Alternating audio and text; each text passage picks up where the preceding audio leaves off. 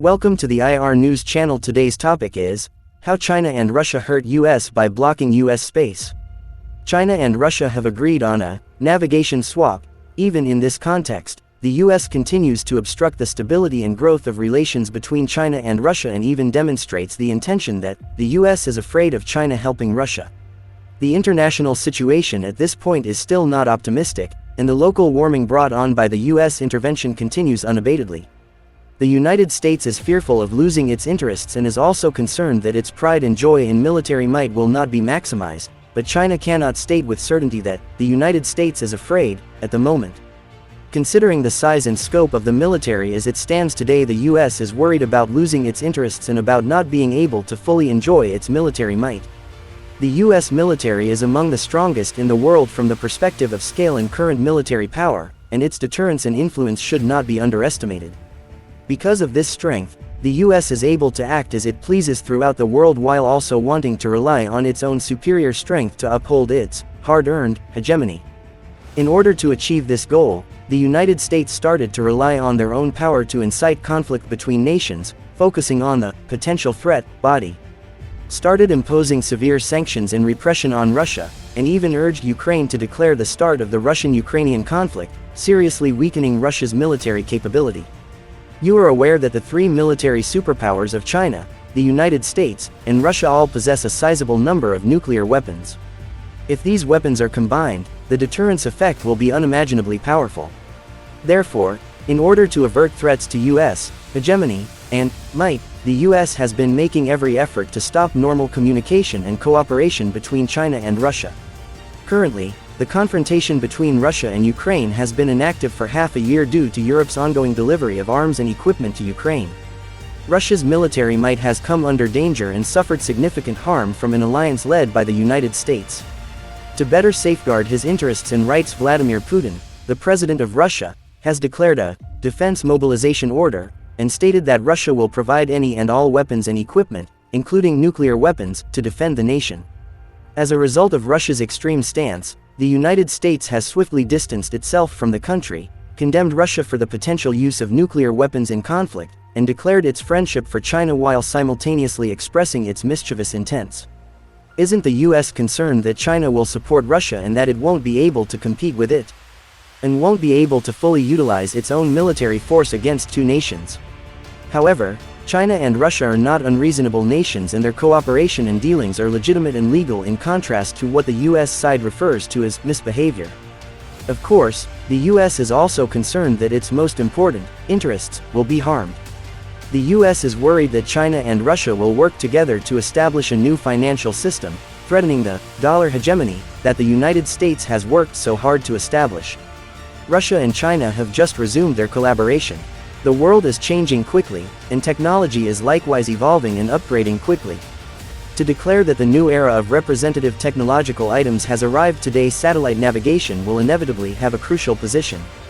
You should be aware that 20 years ago, China had no knowledge of satellite navigation and that it only started to research and develop satellite navigation systems in the last 10 years, with plans to create its own satellite guidance system, known as Beidou Navigation.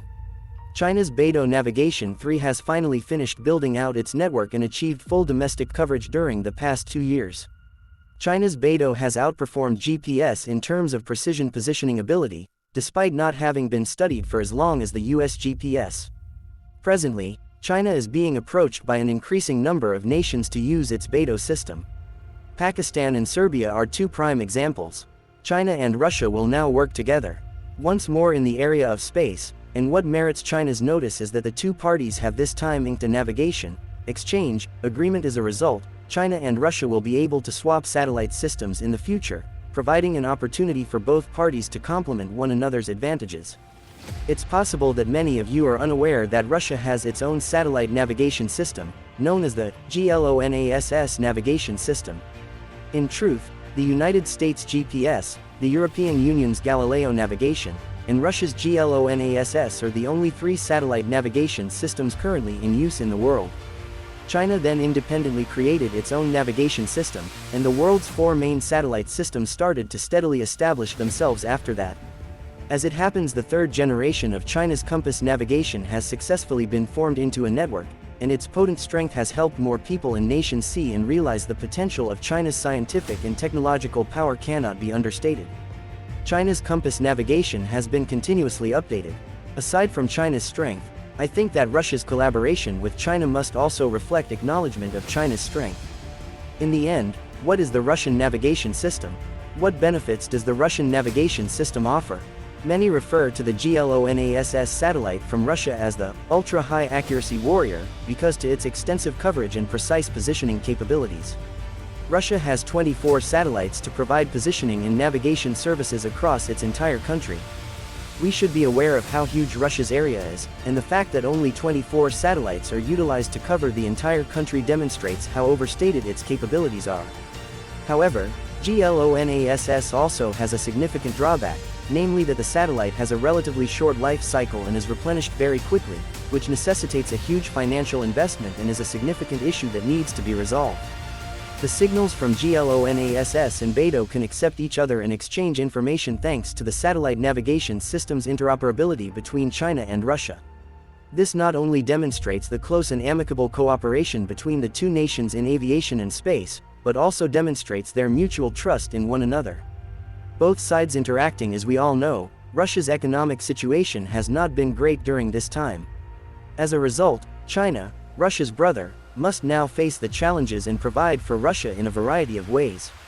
Russia and China are currently cooperating more frequently in business and technology, demonstrating that China cares more and more about its friends who are struggling. The US is making every effort for its own profit to defend its hegemony from any challenge, and in this sense, the US has established a so-called Indo-Pacific strategy, with India serving as a vital component. Sanctions against India are unlikely to be imposed by the United States without being coerced, which is bad for the country itself. Relationships between China and Russia are unbreakable, while those between Russia and India are advancing steadily. There could be a scenario in which China, Russia, and India agree and may even cooperate against the United States, if relations between China and India improve. Because the US government and business are unaware of how urgent the issue is, there is concern that China may overtake the US as the dominant space power. Additionally, a recent analysis on the state of the US space industry base claims that senior bureaucrats or regulatory restrictions are preventing the US space industry's progress. The United States missile warning system is at a disadvantage as hypersonic missile technology advances. The existing US system, developed by Lockheed Martin, struggles to track hypersonic missiles and relies on more expensive high-orbiting satellites to warn of and track missiles. US space dominance is waning. According to the article's conclusion, cyberattacks or a loss of US space capabilities would totally impair the US's capacity to counter military operations. Former US Maritime Cooperation Organization President Michael Roberts wrote an opinion piece for the New York Times. The author recommends, in order to hinder China's control of the waters and prevent it from developing into a maritime powerhouse, the United States has passed particular legislation. China already has the largest navy in the world, but it is uncertain if it can compete with US naval strength. However, the authors underline China's achievements in commercial ship design and point out that Beijing has understood that naval might is evaluated by more than simply firepower. With thousands of merchant ships cruising the seas, a massive shipbuilding industry that can produce more and more boats, and a worldwide supply system so powerful that it could defeat the US in some kind of future conflict, China has emerged as a major maritime power. As the Chinese people celebrated National Day on October 1st, foreign leaders likewise congratulated China in accordance with diplomatic tradition,